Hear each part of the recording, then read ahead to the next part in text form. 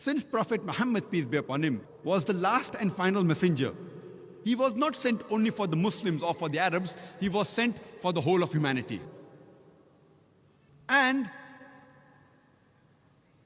the prophecy of Prophet Muhammad, peace be upon him, is mentioned in the scriptures of all the major world religions. It's even mentioned in the Bible. If you read the Old Testament, it's mentioned in the book of Deuteronomy, chapter number 18, verse number 18. Almighty God says, I shall raise them a prophet from among thy brethren, like unto thee, and I shall put my words into his mouth, and he shall speak all that I command him. This prophecy, which is mentioned in the Old Testament, in the book of Deuteronomy, chapter number 18, verse number 18, Almighty God speaks to Moses, peace be upon him, and says, I shall raise them a prophet from among thy brethren, like unto thee, and I shall put my words into his mouth, and he shall speak all that I command him. Many of the Christians, they say that this prophecy refers to Jesus Christ, peace be upon him. And when we ask them that how does this prophecy refer to Jesus Christ, peace be upon him, and they tell us that here the prophecy says, I shall raise them a prophet from among thy brethren, like unto thee. The prophet to come should be like Moses, peace be upon him. And the similarities the Christians give between Jesus and Moses, peace be upon them, is that Prophet Jesus and Prophet Moses, peace be upon them, both of them, they were Jews. And both Prophet Jesus and Prophet Moses, peace be upon them, both of them were prophets of God. If these two are the only similarities for the fulfillment of the prophecy, then all the prophets mentioned in the Bible after Moses, peace be upon him, fulfilled the prophecy. All the prophets mentioned after Prophet Moses, peace be upon him, were Jews and all were prophets of God. For example, Prophet Solomon, Ezekiel, Isaiah, Daniel, Joel, John the Baptist, all of them, they were Jews and all of them were prophets of God. If these two are the only similarities, then there are several prophets mentioned in the Bible which fulfill this prophecy. In fact, if we analyze, this prophecy does not befit anyone better than the last and final messenger, Prophet Muhammad, peace be upon him. If we analyze Prophet Moses and Prophet Muhammad, peace be upon them, both of them were born naturally. They had a mother and they had a father. But Jesus Christ, peace be upon him, he was born miraculously without any male intervention. He had a mother, but he had no father. And it is mentioned in the Quran about his birth, in Surah Al-Imran, chapter number 3, verse number 47. It's also mentioned in the Bible, in the Gospel of Matthew, chapter number 1, verse number 18, and the Gospel of Luke, chapter number 1, verse number 35, that he was born miraculously, without any male intervention. So if we analyze, Prophet Muhammad, peace be upon him, is like Prophet Moses, peace be upon him. And Prophet Jesus, peace be upon him, is unlike Prophet Moses, peace be upon him.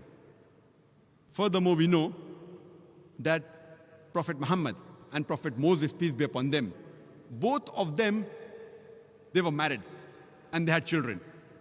But according to the Bible, Jesus Christ, peace be upon him, he was not married and he had no children. So Muhammad, peace be upon him, is like Moses, peace be upon him, and Jesus, peace be upon him, is unlike Moses, peace be upon him. Further, when we read the Quran and the Bible, we come to know that Moses, peace be upon him, he had a natural death. Same like Prophet Muhammad, peace be upon him. He too had a natural death. But Jesus Christ, peace be upon him, he did not have a natural death. According to the Quran, in Surah Nisa, chapter number 4, verse number 158, he was raised up alive. And according to the Bible also, it is the same. But many Christians say that he was crucified. Even if we agree what they say, though I've given a talk proving from the Bible that Jesus Christ, peace be upon him, was not crucified, irrespective whether he was raised up alive or whether he was crucified, he did not die a natural death. So if we analyze, we come to know that Muhammad, peace be upon him, is like Moses, peace be upon him. And Prophet Jesus, peace be upon him, is unlike Moses, peace be upon him. Further, we come to know from the Quran and the Bible that Prophet Moses and Prophet Muhammad, peace be upon them, both of them were accepted by the people as a whole.